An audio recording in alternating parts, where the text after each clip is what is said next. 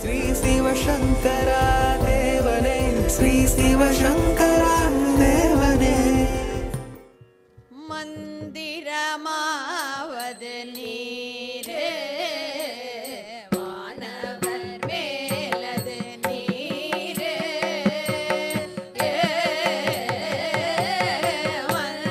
மந்திரமாவது நீரே, வானவர் மேலது நீரே.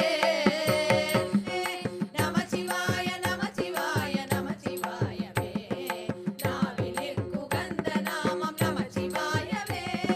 காலனை உதைத்த நாமம், காமனை எரித்த நாமம், துன்பத்தை தீர்க்கும் நாமம் நமசிவாயவே. காலனை உதைத்த நாமம், காமனை எரித்த நாமம், துன்பத்தை தீர்க்கும் நாமம் நமசிவாயவே. शंकरा सदा शिवा सभापते मनोहरा, शंकरा सदा शिवा सभापते मनोहरा. चंद्रशेखरा जटाधरा उमा महेश्वरा, चंद्रशेखरा जटाधरा उमा महेश्वरा.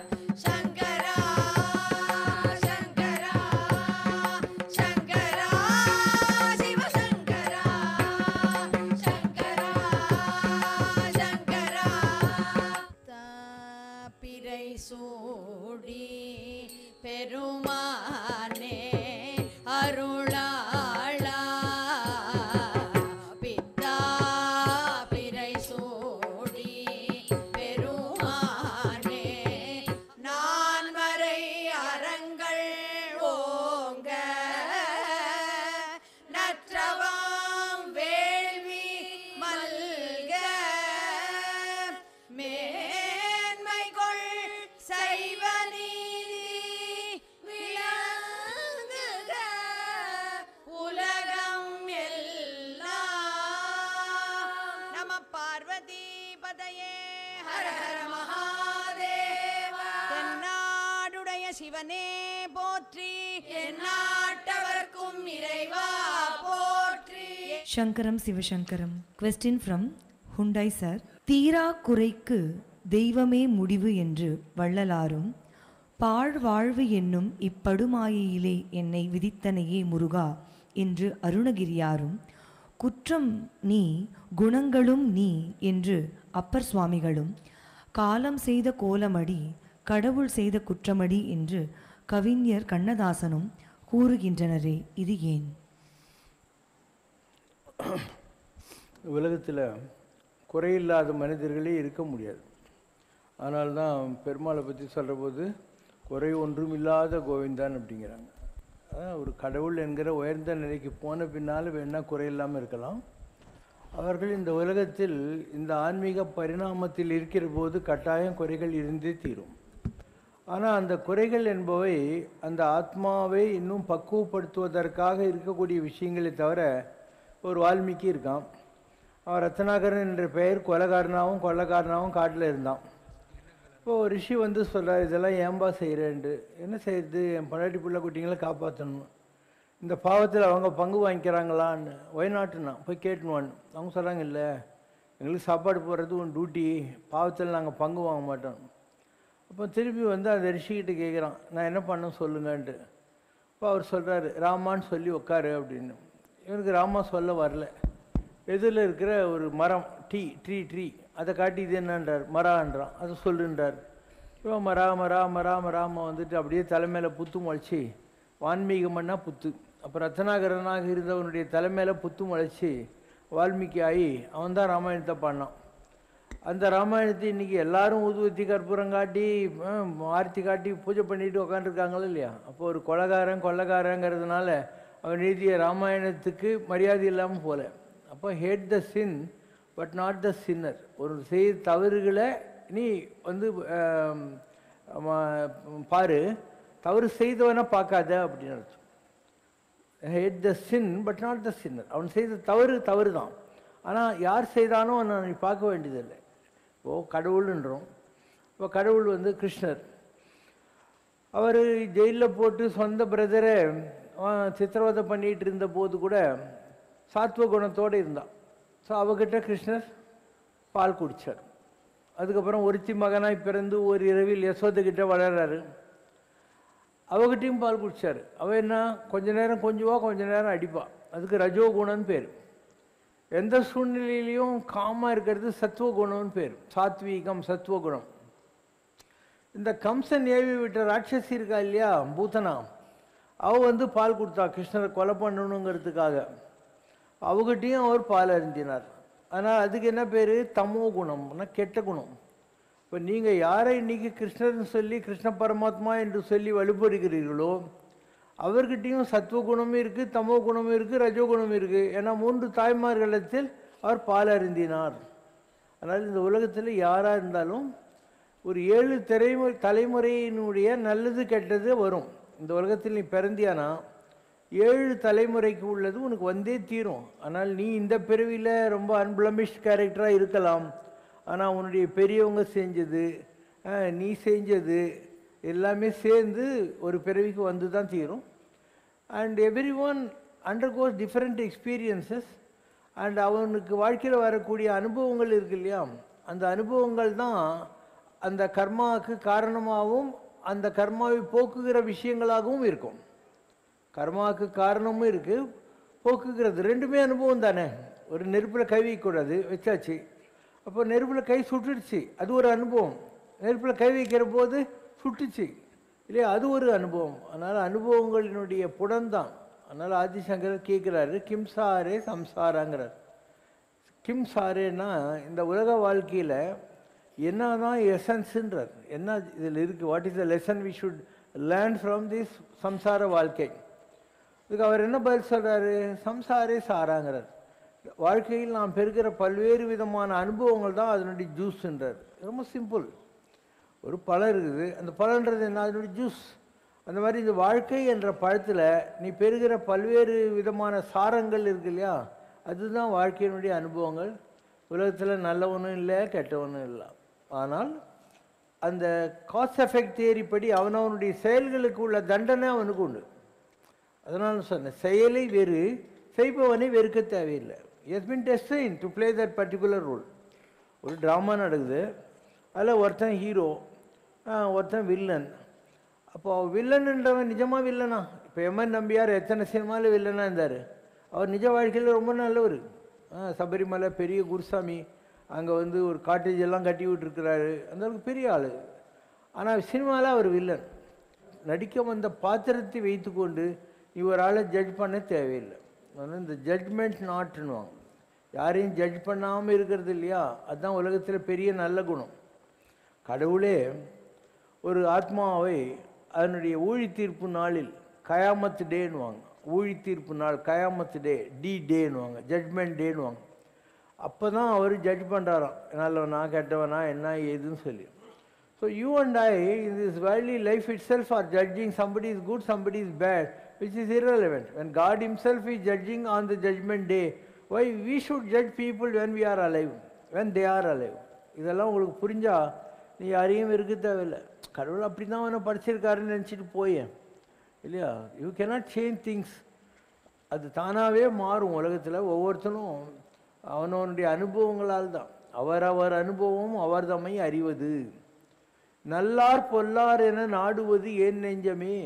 யாரையும் நல்லவன் சொல்லாது கெட்டவன் சொல்ல. நல்லார் பொல்லார் என நாடுவது ஏன் நெஞ்சமே, அவரவர் அனுபவம் அவர் தம்மை அறிவது, அவரவர் விதி வழி அடைய நின்றேங்கிறார். அவனவனுக்கு ஒரு கர்மா இருக்குது. ஜாதகத்தை பார்த்தாலும் சொல்லிடலாம், உன்னுடைய பழைய ஜென்மத்தினுடைய கண்டினியூட்டி இந்த ஜென்மத்தில் எப்படி இருக்கணும் ஜாதகத்தை பார்த்தா சொல்லிடலாம். யாருக்காவது 7 கேது இருக்குன்னு வை, அவங்க குடும்ப வாழ்க்கை விளங்காது, டைவர்ஸ் ஆகிடும். 7 கேது இருந்தால் ஆகிடும். அப்போ என்ன அர்த்தம், இதுக்கு முன்பிறவிலே ஏதோ மன வாழ்க்கை சம்மந்தப்பட்ட பிரச்சனைகள் உங்கள்கிட்ட தவறு இருக்குதுன்னு அர்த்தம். அப்போ டைவர்ஸ் ஆகும். இப்படி எல்லாத்துக்கும் காரணங்களை சொல்ல முடியும். ஒவ்வொன்றுத்துக்கும் ஒரு காரணம் இருக்கும். ஒரு ஃப்ளாஷ்பேக்கு, ரீவைண்டு, ஃபாஸ்ட் ஃபார்வேர்டு, அதுதான் லைஃபுங்கிறது. So let us not judge anyone, let us accept the hardcore realities. உலகத்தில் வள்ளலார் சொல்வார், நான் என்னெல்லாம் தப்பு பண்ணேன்னு தெரியலையேன்ட்டு. நமக்கு என்ன தெரியும்? வள்ளலாருக்கே தெரியாது அவர் பண்ண தப்புன்னு அவரே புலம்புறாருன்னா நமக்கு எங்கேருந்து தெரிஞ்சிடும் நம்ம என்னெல்லாம் தப்பு பண்ணணும்? வள்ளலார் என்ன சொல்கிறாரு, மாதர் தம்மை நோகடி தேனோன்றார்.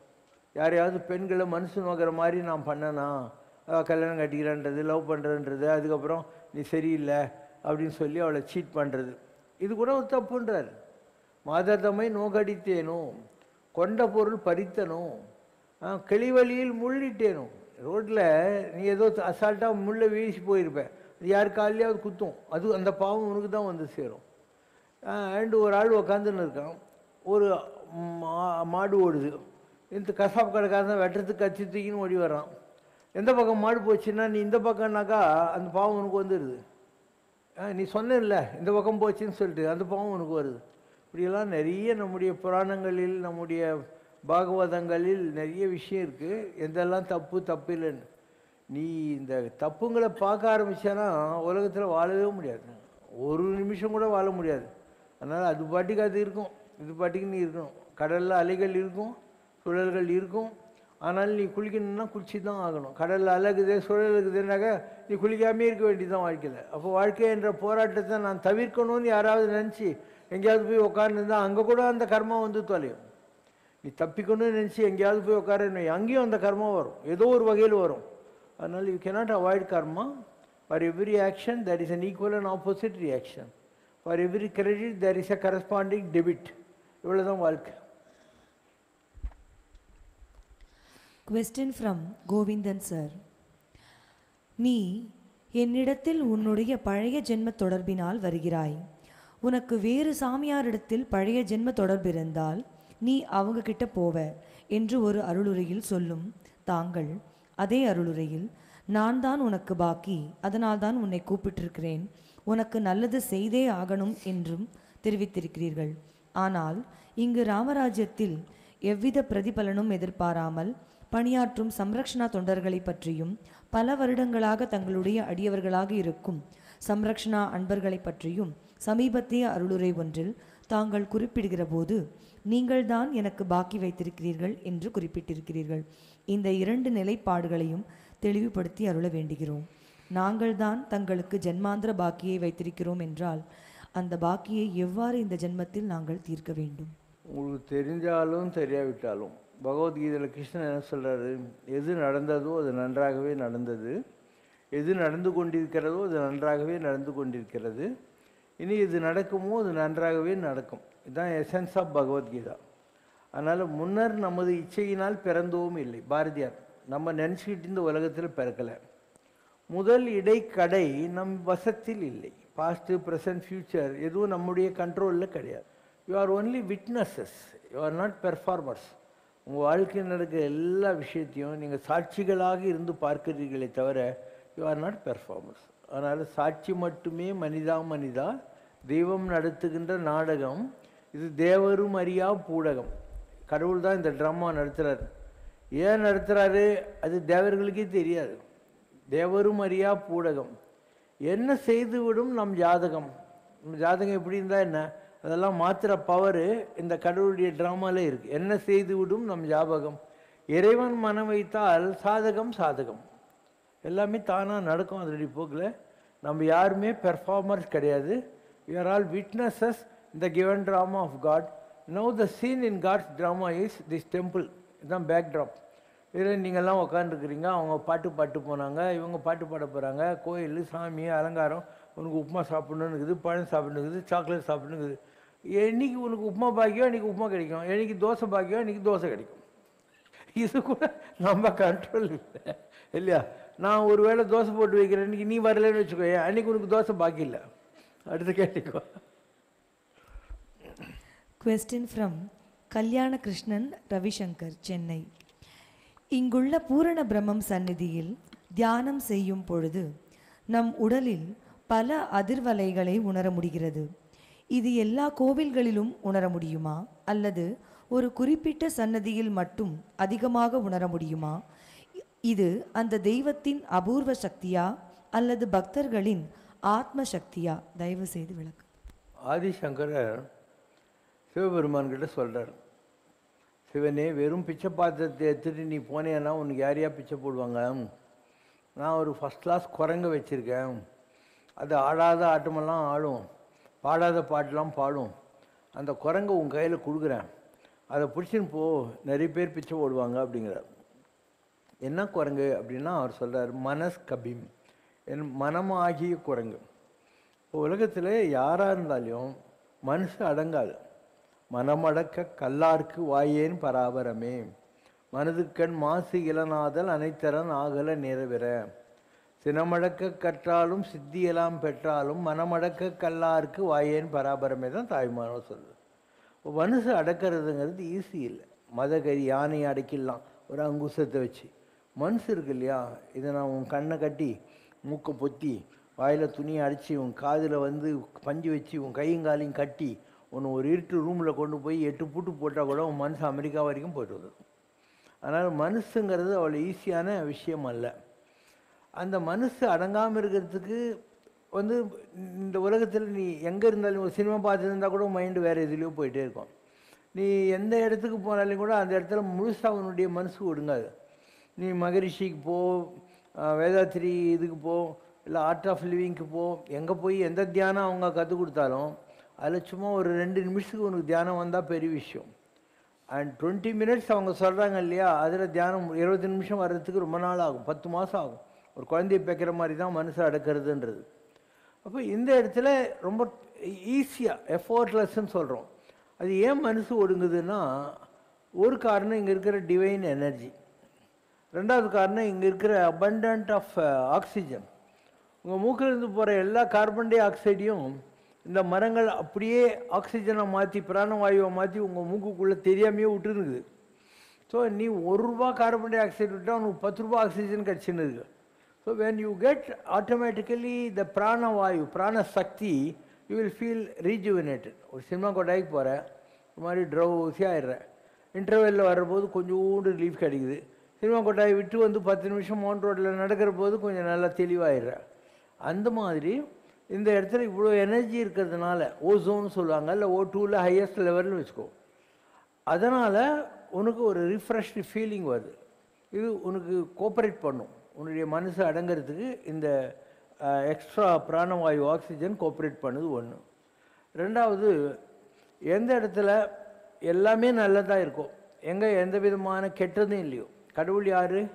நன்றுடைய ஆணை, தீயதுக்கு ஒன்றில்லை ஆணை. கடவுள்ன்றது எல்லாமே நல்லது தான், அவங்ககிட்ட கெட்டதுன்னு எதுவுமே கிடையாது. ஸோ நன்றுடைய ஆணை, தீயது ஒன்றில் ஆணை. அந்த மாதிரி இந்த இடத்துல எல்லாமே நல்லது தானே. நம்ம யாருக்கு என்ன கெட்டது பண்ணுறோம்? நமக்கு 1000 பேர் கெட்டது பண்ணியிருப்பானுங்க, ஆனால் நம்ம யாருக்கும் கெட்டது பண்ணுறதே கிடையாது. எல்லாருக்கும் வந்தால் வரவேற்கிறோம், அவங்களுக்கு மரியாதை கொடுக்குறோம், சாமி கும்பிடுன்னு சொல்கிறோம். எல்லாருக்கும் ஒரே ட்ரீட்மெண்ட்டு. இங்கே பணக்காரன், ஏழை, பெரிய ஆள், சின்ன ஆள், இந்த வம்பெல்லாம் கிடையவே கிடையாது. ஸோ இதுதான் ஹையஸ்ட்டு. வள்ளலார் சொல்கிறாரு, எத்துணையும் பேதம் உறாது, யார்கிட்டையும் பார்ஷாலிட்டி காட்டக்கூடாது. No discrimination, no partialities. So எத்துணையும் பேதம் உறாது, எவ்வுயிரும் தம்முயிர் போல் எண்ணி ஒத்த உரிமை உடையவராய் ஓக்கின்றார் யாவர். அப்படின்னா என்ன? நான் இங்கேருந்து சொல்லுவேன், அவங்க வெளியூர்லேருந்து வந்துக்கிறாங்க, அவங்களுக்கு 2வது செரு கொடு, இவங்களுக்கு இந்த பழம் கொடு, அந்த பழம் கொடு, இந்த மாதிரி எல்லாம் பார்க்கணும். நான் ரொம்ப பிஸி தான், ஆனால் எனக்கு எல்லா டைமும் இருக்குது. ஏன்னா என் மைண்டில் ஒன்றும் இல்லை, நான் பிளாங்க் மைண்டு. அதனால் I will always care for every one who comes here. அவங்க சாப்பிட்டாங்களா, அவங்க தண்ணி கொடுத்தாங்களா, கை கழுவு தண்ணி கொடுத்தீங்களா, இதெல்லாம் பார்ப்பேன். இப்படியே ஒரு சிஸ்டமேட்டிக் டிசிப்ளின் கொண்டாந்து விடுறோம் நம்ம. இதுதான் எத்துணையும் பேதம் வராது. அப்போ நீ சாப்பிட்டியான்னு பார்க்கணும். அதுதான் எவ்வுயிரும் தம்முயிர் போல் எண்ணி, எல்லாரையும் ஒத்துமையாக நடத்தணும், ஒரே மாதிரி நடத்தணும். அதுதான் ஒத்த உரிமைன்னு விவகிக்கின்றார். அதில் யார் சந்தோஷப்படுறாங்களோ அவர் உளம்தான், அவங்களுடைய உள்ளத்தில் தான் எம்பெருமான் நடம்புரியும் இடமென நான் தெரிஞ்சேன். அங்கே தான் நடராஜனுடைய டான்ஸ் நடந்ததுக்கு தான். எம்பெருமான் நடம்புரியும் இடமென நான் தெளிந்தேன் வள்ளலார். அப்படி யாரெல்லாங்கிறாங்களோ அவங்களுக்கு நாம் போய் சர்வீஸ் பண்ணணுன்னு வள்ளலார் ஆசைப்படுறாரு. அத்தகு வித்தகர்தம் சேவடிக்கே சேவை செய்ய சிந்தை மிக விழைந்ததாலோ அப்படிங்கிறார். அந்த மாதிரி இருக்கிறவங்களுக்கு நான் போய் தொண்டு செய்யணும்னு ஆசைப்பட்றேன் அப்படிங்கிறார். அப்போ நீங்கள்லாம் என்ன செய்கிறீங்க? தொண்டு செய்கிறீங்க. இந்த குழந்தைங்கள்லாம் உங்களுக்கு எவ்வளோ வேலை செய்கிறாங்க, இங்கே யாரும் வந்து பெருக்கிறாங்க, முழுகிறாங்க, பாடுறாங்க, பூஜை பண்ணுறாங்க, எல்லாமே நீங்கள் தானே செய்கிறீங்க. இல்லை இவ்வளோ பெரிய ஆசிரமங்குது, இதில் சம்பளத்துக்கு ஆளே கிடையாது. ஒவ்வொரு ஏரியாவும் ஒவ்வொரு டீம் பிரிச்சுக்கிட்டு அவங்க செய்கிறாங்க. பூ செய்கிறதெல்லாம் நீங்கள் தான், யாகம் செய்கிறதெல்லாம் நீங்கள் தான். ஸோ இவ்வளோ சுத்தபத்தமாக எல்லாத்தையும் வச்சுருக்கோம். இங்கே எல்லாமே டிரான்ஸ்பரண்ட்டாக இருக்கும். Every thing is very honest here. So இந்த மாதிரி இருந்தாக்கா அந்த இடத்துல தெய்வ கடாட்சம் இருக்கும். எத்துணையும் பேதம் வராதுன்னு அதுதான். எந்த ஒரு இதுவும் இல்லாமல் எதிர்பார்ப்பும் இல்லாமல். அதுதான் தெய்வம்ன்றது. ஒரு மலை இருக்குது, அது உங்கள்கிட்ட ஏதாவது பில்லு போட்டுச்சா? அது பாட்டிக்கு பெய்யுது. இன்னும் பார்ஷாலிட்டி கூட இல்லை.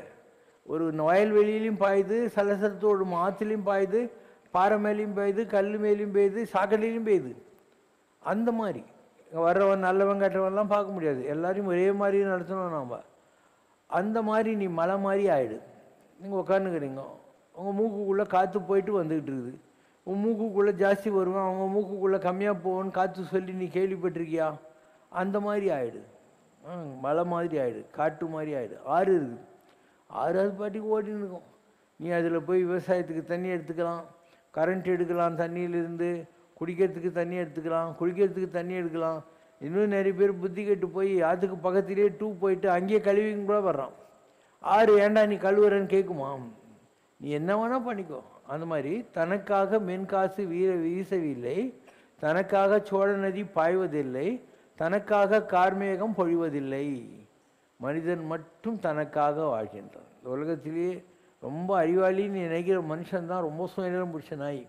இவன் எல்லாத்துலேயும் தனக்கு என்ன கிடைக்கணும் தான் பார்த்துக்கினே இருப்பான்.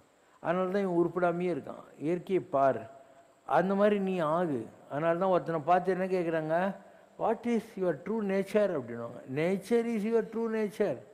What is your true nature? Nature itself is your true nature. அந்த மாதிரி நாம் என்னைக்கு ஆகிறோமோ அன்றைக்கி தெய்வீகம்னு பேர். அது இந்த நிலைகளை அடைவது தான் உனக்கு கற்றுக் கொடுக்கறது தான் ஆன்மீகத்தினுடைய எல்கேஜி யூகேஜி லெசன். மக்களுக்கு இதெல்லாம் புரியறதே இல்லை. எப்பயும் சுயநலமாக இருப்பாங்க. ஒரு கோயிலில் ஒரு பிரசாதம் கொடுக்குறாங்கன்னு வச்சுக்கோ, அங்கே தீர்ந்து போச்சுன்றாங்க. நீ ஏதோ பிச்சைக்காரனா, நீ அந்த கோயில் பிரசாதத்து மேலே உனக்கு ஒரு மரியாதை இருக்குது. சாப்பிட்டுக்கிறவங்ககிட்ட போய் இப்படி கொஞ்சம் கை நீட்டுற, அங்கே போய் வாங்கிக்க வேணுவான். தவுளுன்னு ஒன்று கொடுத்தா எனக்கு செத்தா போடுவான். கோயில் பிரசாதம் ஃப்ரீயாக கொடுத்துருக்குது, அதையே கொடுக்க மாட்டானுங்க. இந்த ஒரு குரூப் ஃபோட்டோ இருக்குது, அந்த குரூப் ஃபோட்டோவில் இன்னும் 30 பேர் இருக்கிறாங்க. இவனை இப்படி வந்துக்கிறான்னு தான் பார்ப்பான் இல்லையா? உலகம் பூராவும் சுயநலம் தான். அதனால் பாரதிதாசன் சொல்கிறான், எனது பிள்ளை எனது பெண்டு என்று சொல்லுகிற கடுகு உள்ளம்ன்றான். மஸ்டர்ட் மாதிரி, கடுகு மாதிரி, எவ்வாறு எம்படிய புள்ள குட்டிங்கன்னு நினைக்கிறது. அதை விட்டுட்டு தொல்லுலக மக்கள் எல்லாம் ஒன்றே என்னும் தாயுள்ளம் தனியுள்ளம் தனிலன்றோ இன்பம் இன்பம். உலகத்தில் இருக்கிற எல்லாரும் எனக்கு வேண்டியவங்க நினைக்கிற மதர்லி கிஃப்டட் கம்பேஷனட் ஹார்ட்டு, அதில் தானே உனக்கு சந்தோஷம் வருங்கிற வார்த்தையை சொல்கிறார். இதெல்லாம் எல்லா சாஸ்திரத்திலையும் இருக்குது. நம்முடைய ராமாயணம், பகவத்கீதை, கந்த புராணம் எல்லாத்துலேயுமே இந்த மாதிரி விஷயங்கள் தான் பல்வேறு விதமான கேரக்டர்ஸை வச்சுக்கிட்டு உங்களுக்கு புரிய வைக்கிறாங்க. நன்றியோடு இருக்கணும். அதுக்கு கும்பகர்ணன் உதாரணம், செஞ்சோற்று கடன் அப்படிங்கிற இல்லையா? ராமாயணத்தில் கும்பகர்ணன் செஞ்சோற்று கடன், இங்கே மகாபாரதத்தில் யார்? கர்ணன், செஞ்சோற்று கடன். இப்படி ஒவ்வொரு கேரக்டருமே உங்களுக்கு சில பாடங்களை போதிப்பதற்காக. அந்த நாடகம் இருந்துச்சா இல்லையா அதெல்லாம் நீ கண்டுக்காத. அந்த கேரக்டர் என்ன சொல்லுது, what is the moral you learn from a particular personality in a given drama, இதெல்லாம் தெரிஞ்சுக்கிட்டு அதை நீ அப்ளை பண்ணும் உன்னுடைய டே டு டே லைஃப்பில். அதெல்லாம் நீ அப்ளை பண்ணும். இதெல்லாம் நல்லது இருக்கோ அதெல்லாம் நீ அப்ளை பண்ணும். அந்த மாதிரி ஆனால் நீ தான் கடவுள். நன்றுடைய ஆணைன்னா அதுதான், எல்லா நல்ல குணமும் வரும். அப்போ நன்றுன்னா என்ன? Good. Good is equal to God. Good and God are synonymous. Good and God, good is equal to God. அதனால் நீ நல்ல குணங்களோட மாறிடு, நீ தான் கடவுள். தனியாக கடவுள்னு கேலண்டர்லேயும் காயத்துலேயும் கல்லிலையும் கட்டிக்கின்னு அழுகுற. இந்த குணங்கள் உங்கள்கிட்ட வந்ததுன்னா இதான் அது. அப்போ கடவுளுடைய கல்யாண குணங்கள்னுவாங்க. அது என்ன? நீ நார்மலாக இந்த சகசரநாமம் இல்லை அஷ்டோத்திரம்லாம் சொல்கிறல்ல, அதில் ஆல்மோஸ்ட் எல்லா கடவுளை பற்றியும் சில வார்த்தைகள் எல்லாம் சொல்லியிருப்பாங்க. சுசீலாய அப்படின்னா நல்ல குணங்கள் உள்ளவர் கடவுள்னு. உங்கள்கிட்ட நல்ல குணம் வந்தால் நீ தான் கடவுள். சுலபாய ஆனால் தனாவற்றெல்லாம் இல்லாமல் யார் வேணாலும் உங்கள்கிட்ட வந்து பேசலாம் பழகலான்ற மாதிரி எளிமையாக இருக்கணும். சுலபாய சுசீலாய அந்த குணம் இருந்தால் நீ தான் கடவுள். இப்படி அஷ்டோத்திரத்தையும் சாஸ்திரநாமத்தையும் பாரு, அதில் நீ டிக்கெட்ஸுக்கோ, உனக்கு எத்தனை அப்ளிகபிள் ஆகுதுன்னு பாரு. அதில் 100க்கு 108 வந்துடுச்சுன்னா 108க்கு 108, 1008க்கு 1000 கடவுள். 1008 வந்துச்சுன்னா பெரிய கடவுள், 108 வந்துச்சுனாக்கா சின்ன கடவுள். பாரதிய சொல்லிக்கிறான், பெரிய கடவுள் அருள் செய்வேனுங்கிறான். இப்போ சின்ன கடவுளுங்குது பெரிய கடவுளுக்கு. It all depend on your performance appraisal. எந்த அளவுக்கு அந்த தெய்வீகத்தை வையத்துள் வாழ்வாங்கு வாழ்பவன் எப்படி வாழணும்னு தெரிஞ்சுக்கிட்டு ஒரு வேல்யூ பேஸ்ட் லிவிங்கில் இருக்கான். அவன் வானோரையும் தெய்வத்தில் வைக்கப்படும். அப்போ தானமும் தவமும் தாம் செய்வராயின் வானவர் நாடு வழி திறந்திருமே. நிறைய தானம் பண்ணு, நிறைய தவம் பண்ணு, அப்போ நீயும் கூட தெய்வம்தான். அதனால் மக்களுக்கு இதெல்லாம் நம்ம பெரியவங்க கற்றுக் கொடுத்துட்டாங்க, எந்த காலத்துலேயும் கற்றுக் கொடுத்துட்டாங்க. ஆனால் அதை அப்ளை பண்ணுறது இல்லை யாரும். Useless knowledge is a tinsel. அதை அப்ளை பண்ணுற போது தான் அதுக்கு ஒரு மரியாதை கிடைக்குது. எத்தனை பேர் அப்ளை பண்ணுறாங்க இல்லையா? நம்ம எது செய்தாலும் நமக்கு ஏதாவது லாபம் வருமா அப்படின்னு சொல்கிறது. அந்த லாபத்தை எதிர்பார்க்கறதுனால தான் நம்முடைய வாழ்க்கை முழுதாக பரிணமிப்பதில்லை. Love is equal to selflessness. அன்பு என்பது சுயநலமின்மை. Love is equal to selflessness. Then what is self? Self is equal to lovelessness. அன்பின்மை என்பது சுயநலம், சுயம் என்பது அன்பின்மை. ரெண்டு interlinked. Love is equal to selflessness, self is equal to lovelessness. இப்போ எந்த அளவுக்கு உன்னால் அன்புன்றது என்ன? விதவிதமான ஃபார்மேட் இருக்குது. உங்கள் அப்பா அம்மா கிட்ட நீ வைக்கிறதுக்கு பேர் பாசம். உன்னுடைய சிஸ்டர் அந்த மாதிரி இருந்தால் அவங்ககிட்ட வைக்கிறதுக்கும் பாசம். ஒரு ஈக்குவல் லெவலில் இருக்கிற ஒருத்தங்கிட்ட வைக்கிற ஃப்ரெண்ட்ஷிப் இல்லையா, அதுக்கு நட்பு அப்படின்னு பேர், ஃப்ரெண்ட்ஷிப்புன்னு பேர்.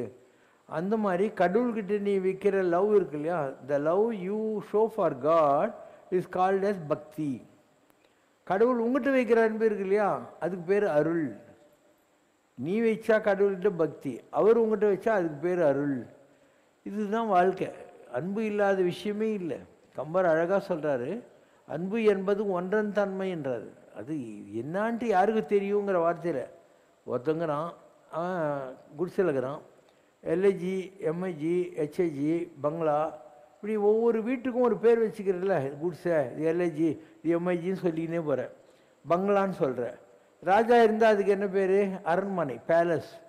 இதே கடவுள் இருந்தால் அதுக்கு பேர் கோயில். இதுவும் ஒரு பில்டிங் தான், வீடு மாதிரி. இது கடவுளுடைய வீடு, புரியுதா? அதனால் எல்லாமே நம்ம பெரியவங்க அழகாக புரிஞ்சு எல்லாம் சொல்லியிருக்காங்க. இது ஃபாலோ பண்ணுறதுக்கு ஆளுங்கள்ல, அதுதான் ப்ராப்ளம். ஃபாலோ பண்ணோம் இல்லையா, உங்களால் முடியல. அதாவது உங்கள் எல்லாருக்கும் டிகிரிஸ் ஆஃப் செல்ஃபிஷ்னஸ் இருக்கும்.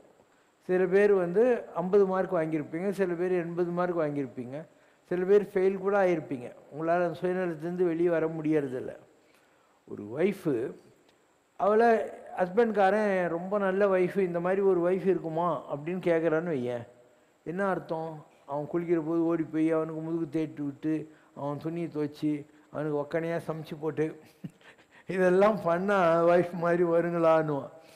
அந்த ஒய்ஃபை சீக்காளி ஆகிறன்னு பெட்டில் படுத்துக்கிட்டு, இவன் தான் அவளுக்கு நர்ஸை போட்டு, இல்லை இவனோ மலமூத்திரத்தை வாரணுன்னா இவன் சொல்லுவான், நான் என் ஒய்ஃப் மாதிரி வராதுன்னு. அப்போ இதில் என்ன இருக்குது? சுயநலம் இருக்குது. நமக்கு வேண்டிய மாதிரி இந்த உலகம் இருந்தால் அது நமக்கு சூட் ஆகுது.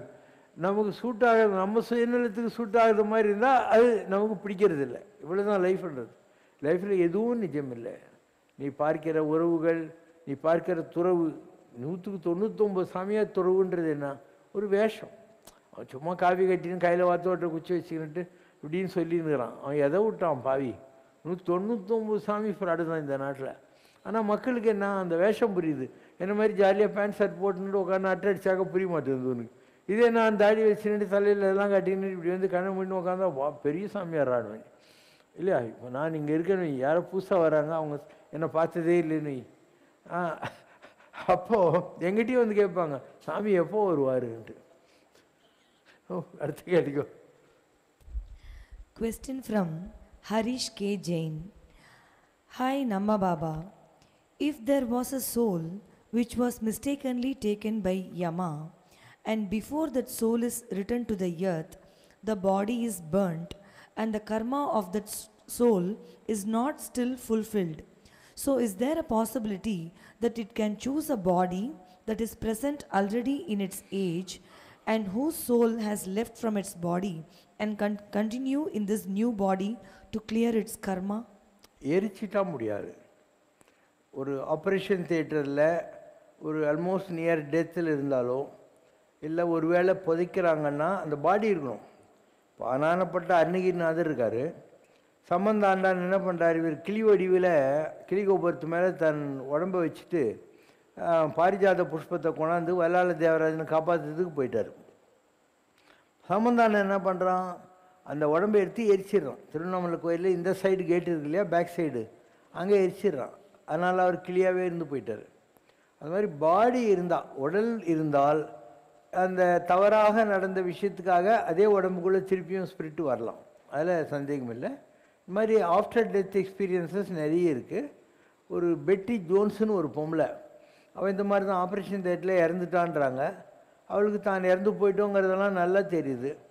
திடீர்னு பார்த்தா அவள் வந்து யமலோகத்துக்கு போகிறா. அங்கே நடக்கிற எக்ஸ்பீரியன்ஸ் எல்லாத்தையும் பார்க்குறா. எல்லாத்தையும் பார்த்த உடனே யமன் சொல்கிறான், நாங்கள் ப்ரீமெச்சூராக உன்னை இங்கே கூட்டு வந்துட்டோம் அப்படின்றான். திருப்பியும் அவன் உடம்பு அதே பாடிக்குள்ளே வந்துடுது. அவள் வந்து அதுக்கப்புறம் எல்லா சர்ச்சிலையும் போய் டெத்துன்னா என்ன, எனக்கு எந்த மாதிரி எக்ஸ்பீரியன்ஸ் எல்லாம் கிடைச்சது, யமப்பட்டினம் எப்படி இருக்கும் அப்படின்லாம் எக்ஸ்பிளைன் பண்ணி மீட்டிங் கொடுக்க ஆரம்பித்தான். அந்த பெட்டி ஜோன்ஸ் எழுதின புக்குக்கு பேர் embraced by light. Embraced by light ரொம்ப நல்ல புக்கு, நம்ம லைப்ரரியில் கூட இருக்குது. இந்த மாதிரி ஆஃப்டர் டெத் எக்ஸ்பீரியன்ஸு நிறைய பேருக்கு வந்திருக்கு. சில பேருக்கு போன ஜென்மத்தை விட்டு வேறு உடம்புக்கு வந்துடுறாங்க. போன ஜென்மம் முடிஞ்சு போச்சு, புதுசாக பிறக்கிறாங்க. ஆனால் அந்த பழைய வாசனை இருக்கு இல்லையா, அது மறையாமல் இருக்கும். இந்த பெருங்காய வாசனை மாதிரி போன ஜென்மத்தினுடைய வாசனை சில பேருக்கு மறையாது இருக்கும். மற்றவங்களுக்கெல்லாம் கடவுள் மறைப்பார். அதுக்கு பேர் திருவனுபாவம். அப்படி மறைச்சிடுவார். போன ஜென்மத்தில் என்ன வந்ததுன்னு தெரியாது. போன ஜென்மத்தில் உன்னுடைய ஹஸ்பண்டோ பையனோ இங்கே எதிரில் நின்னா கூட உனக்கு தெரியவே தெரியாது. சில பேருக்கு அது கொஞ்சம் பாக்கி இருக்கும். ஆனால் இந்த உலகத்தில் பிறந்தால் கூட அந்த குழந்தை வழியே ஒரு 3-4 வயசில் அது கொஞ்சம் பேசுகிற திங்கிங் பவர் வந்துச்சுன்னா அது சொல்லும், நான் இதுக்கு முன்னே முராதாபாத்தில் இருந்தேன் வாங்கன்னு அது கூட்டின்னு போகும். நீ நம்பி போனியானா முராதாபாத்தில் ஒரு குறிப்பிட்ட தெருக்குள்ளே போய் ஓடும், ஒரு குறிப்பிட்ட வீட்டுக்கிட்ட போய் உள்ளே போகும். போயிட்டு இந்த இடத்துல நான் வச்சுட்டு போனேன் வீட்டு சாவி இது பாரு, இந்த இடத்துல நான் வச்சுட்டு போனேன் இதுக்கு இது பாருன்னு ஒவ்வொன்றையும் அடையாளம் காட்டும். இவளுடைய போன ஜென்மத்து ஹஸ்பண்டுக்கிறான் இல்லையா, இந்த ஜென்மம் குழந்தை, போன ஜென்மத்து ஹஸ்பண்டுக்கு ஒரு 70 வயசு இருக்கும், போன ஜென்மத்து பையனுக்கு ஒரு 50 வயசு இருக்கும். இது 4 வயசு. இந்த 4 வயசு பொண்ணு 80 வயசுக்காரங்கிட்ட 70 வயசுக்காரங்கிட்ட எப்படி குடும்பம் நடத்த முடியும்? 40 வயசு மகனை எப்படி தூக்கி கொஞ்ச முடியும்? அதனால் இதெல்லாம் தெரியாமல் இருந்தாலே நம்மளுக்கு நல்லது. It is better that we forget the past, otherwise it will create a lot of confusion in the world. Sometimes, rarely such occurrences do happen. Question from Govindan sir. மகாபாரதத்தில் தர்மன் சூதாடிய போது தன் நாட்டோடு பாஞ்சாலியையும் சேர்த்து பணயம் வைத்து சகுனியிடம் தோற்று போனதால் பாஞ்சாலி துரியோதனனுக்கு அடிமையாகி போனாள். அவளை அழைத்துச் செல்ல வந்த தேர்ப்பாகனிடம் தம்மை இழந்த பின்னர் என்னை இழந்தனரா அல்லது என்னை இழந்த பின் தம்மை இழந்தனரா என்று பெண்ணுரிமை சம்பந்தப்பட்ட ஒரு கேள்விக்கு அவையோரிடம் விடை பெற்று வருமாறு பாஞ்சாலி கூறுகிறாள். அதற்கு அவையோர் தம்மை இழந்த பின் தான் உன்னை இழந்தனர் என்று சொன்னது மட்டுமல்லாமல், மாதர் ஆடவர்க்கு ஒப்பில்லை, ஒருவன் தாரத்தை விற்றிடலாம், அயலவர்க்கு தானமாக கூட கொடுத்திடலாம் என்று சாஸ்திரங்களில் சொல்லப்பட்டிருக்கிறது என்றும் அந்த கேள்விக்கு பதில் கூறியிருக்கிறார்கள். இதைத்தான் மகாகவி பாரதி பேய் அரசு செய்தால் பிணம் தின்னும் சாத்திரங்கள் என்று தனது பாஞ்சாலி சபதத்தில் சாடியிருக்கிறார்.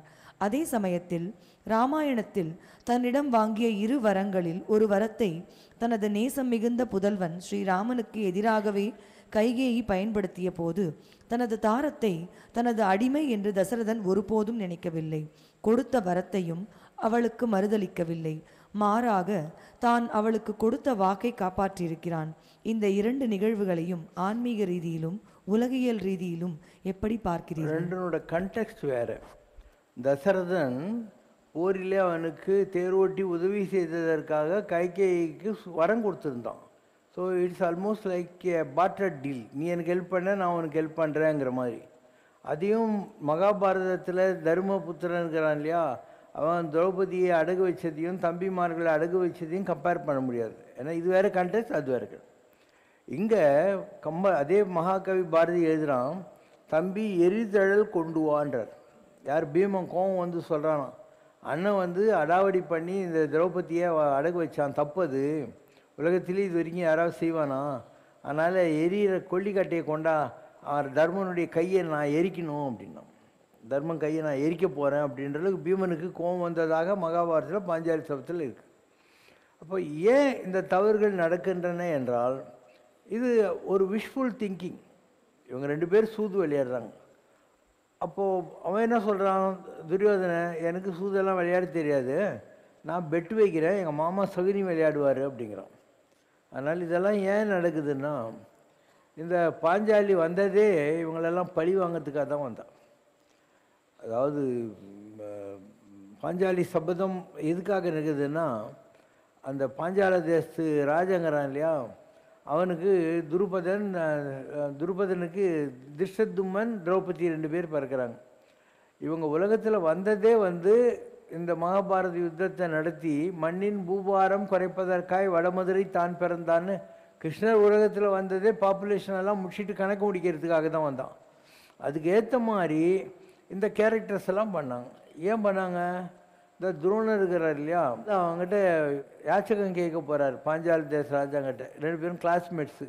இவருடைய மகன் அஸ்வத்தாமனுக்கு சோத்துக்கே வழி இல்லை, அவங்க அம்மா அரிசிமாவை கலக்கி கொடுத்துட்டு தான் பாலின்னு ஏமாத்தினுக்கிறான். அதனால என் ஃப்ரெண்டு தான் ராஜாவாகிறான்னு பஞ்சாப்லன்னு வர்றான், அவன் அவமானப்படுத்திடுறான். இவருக்கு பழிவாங்கிற குணம் வந்தது. ஒரு பிராமணனுக்கு, அதுவும் ஒரு குருவாக இருந்தவனுக்கு பழிவாங்கிற குணம் வந்திருக்கக்கூடாது.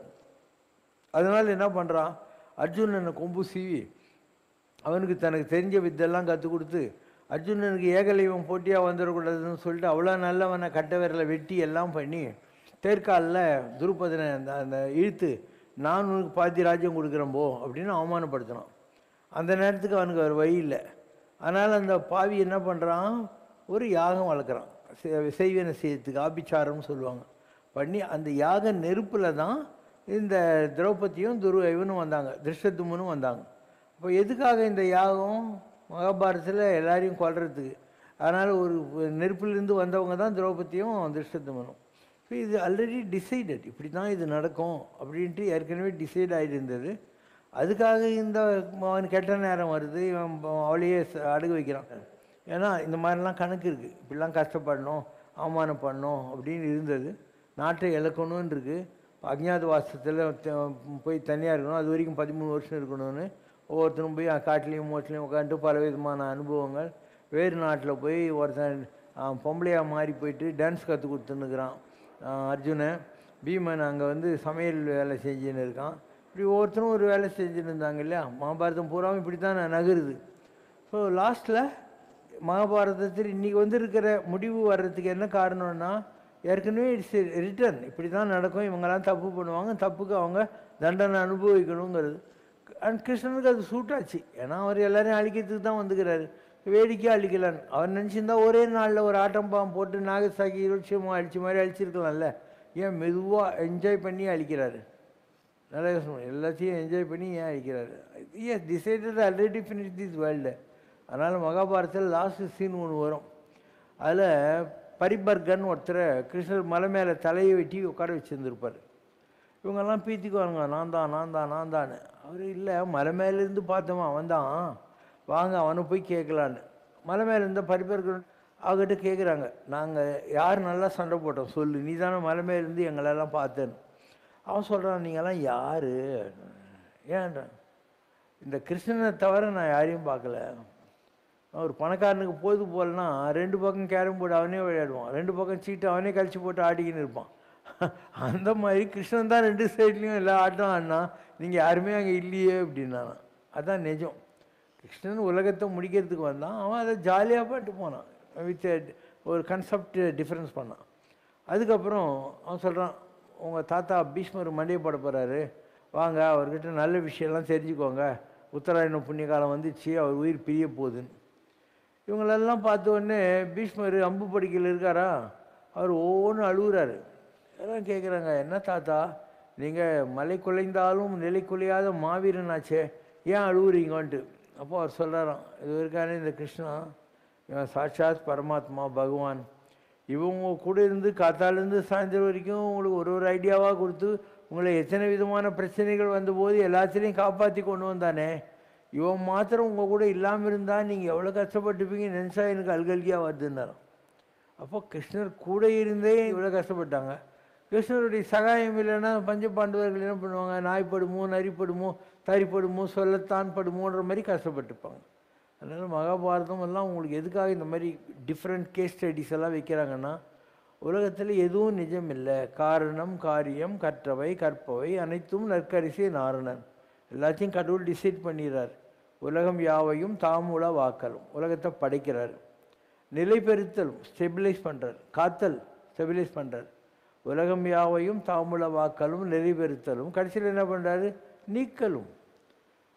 நீங்களா அழகிலா விளையாட்டு, எக்ஸ்பிளைன் பண்ண முடியாத ஒரு அழகு இல்லாதன்னா நான் எக்ஸ்பிளைனபிள் கேம்னு அர்த்தம். அப்படி இருக்கிற கடவுளை நான் கும்பிட்டு தொலைக்கிறேன்னு அர்த்தம் அந்த பாட்டுக்கு. அதனால் உலகத்தில் எல்லாம் கடவுள் தான் செய்கிறாரு. அந்த கடவுளுடைய நாடகத்தில் நம்மலாம் நடிக்க வந்த பாத்திரங்கள். ஒரே ஒரு சூத்திரதாரி இருக்கான், அவன் தான் கடவுள். நம்ம எல்லாம் பாத்திரதாரிகள். இதில் ஒருத்தனுக்கு ராஜா வேஷம், ஒருத்தனுக்கு சிப்பாய் வேஷம். ராஜா ராஜாவும் இல்லை, சிப்பாய் சிப்பாயும் இல்லை. எதுவுமே நிஜம் கிடையாது இந்த வாழ்க்கையில் நாம் பார்க்குறது. Don't father. அழகென்ற சொல்லுக்கு முருகா, அழகென்ற சொல்லுக்கு முருகா, உந்தன் அருளன்றி உலகிலே பொருளேது முருகா, உந்தன் அருளன்றி உலகிலே பொருளேது முருகா, அழகென்ற சொல்லுக்கு முருகா. சுடராக வந்த வேல் முருகா, கொடும் சூரரை போரிலே வென்ற வேல் முருகா, சுடராக வந்த வேல் முருகா, கொடும் சூரரை போரிலே வென்ற வேல் முருகா, கனிக்காக மனம் நொந்த முருகா, கனிக்காக மனம் நொந்த முருகா, முக்கனியாக தமிழ் தந்த செல்வமே முருகா, அழகென்ற சொல்லுக்கு முருகா. ஆண்டியாய் நின்ற வேல் முருகா, உன்னை அண்டினோர் வாழ்விலே இன்பமே முருகா, ஆண்டியாய் நின்ற வேல் முருகா, உன்னை அண்டினோர் வாழ்விலே இன்பமே முருகா, பழம் நீ அப்பனே முருகா, பழம் நீ அப்பனே முருகா, ஞான பழம் நீ அல்லாது பழமேது முருகா, அழகென்ற சொல்லுக்கு முருகா.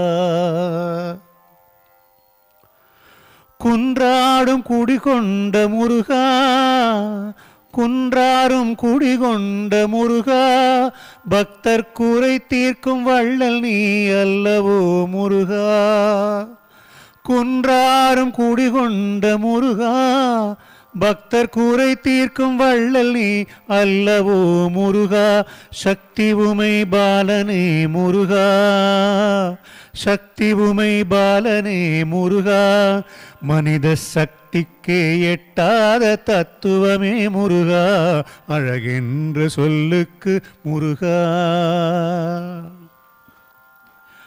அன்பிற்கு எல்லையோ முருகா, உந்தன் அருளுக்கு எல்லைதான் இல்லையே முருகா, அன்பிற்கு எல்லையோ முருகா, உந்தன் அருளுக்கு எல்லைதான் இல்லையே முருகா, கண் கண்ட தெய்வம் நீ முருகா, கண் கண்ட தெய்வம் நீ முருகா. ओम जय शिव शंकर रे स्वामी जगत परिपालक रे आदि शंकर अवतारा अनाथ रक्षक रे ओम जय शिव शंकर रे அன்னையும் தந்தையும் நீரென்றறிந்தும் அன்பில் நனைகின்றோம் சுவாமி அன்பில் நனைகின்றோம் ஆசானும் இறையாகிய தேவா நின்னடி பணிகின்றோம் ஓம் ஜெய சிவசங்கரரே கைலையை பன்முறை வலம் வந்தாய் ஓ கருணாகர கீர்த்தி சுவாமி கருணாகர கீர்த்தி மயிலையில் நின்று வரம் தருகின்றாய் மங்களகர மூர்த்தி ஓம் ஜெய சிவசங்கரரே ஆனந்த சாகரம் தனிலம்மையாழ்த்தும் அற்புத அருள் ஜோதி சுவாமி அற்புத அருள் ஜோதி பக்தி செய்து பாடி மகிழ்ந்தோம் அருள்வாய் பரஞ்சோதி ஓம் ஜெய் சிவசங்கரரே. நாராயண நாராயண ஓம் சத்யநாராயண நாராயண நாராயண ஓம் நாராயண நாராயண ஓம் சத்யநாராயண நாராயண ஓம் சத்யநாராயண நாராயண ஓம் ஓம் ஜெய் சிவசங்கரரே. असुरकुलमर्दनाय योगाय योगाधिपतये शान्ताय शान्तरूपिणे शिवाय शिवनन्दनाय षष्टिप्रियाय सर्वज्ञानहृदयाय षण्मुखाय श्रीं श्रीं ह्रीं शम्भुगुहरवियङ्गाळाय कालरूपिणे सुरराजाय सुब्रह्मण्याय नमः. ॐ असतो मा सर्गमय तमसो मा ज्योतिर्गमय मृत्योमा अमृतं गमय. ओम शांति शांति शांति. लोका समस्ता सुखिनो भवन्तु लोका समस्ता सुखिनो भवन्तु लोका समस्ता सुखिनो भवन्तु. பல்லாண்டு பல்லாண்டு பல்லாயிரத்தாண்டு பல கோடி நூறாயிரம் மல்லாண்ட திண்தோள் மணிவண்ணா உன் சேவடி செவ்வி திருக்காப்பு அடியோமோடும் நின்னோடும் பிரிவின்னி ஆயிரம் பல்லாண்டு. குறை ஒன்றுமில்லை மறைமூர்த்தி கண்ணா குறை ஒன்றும் இல்லை கண்ணா குறை ஒன்றுமில்லை கோ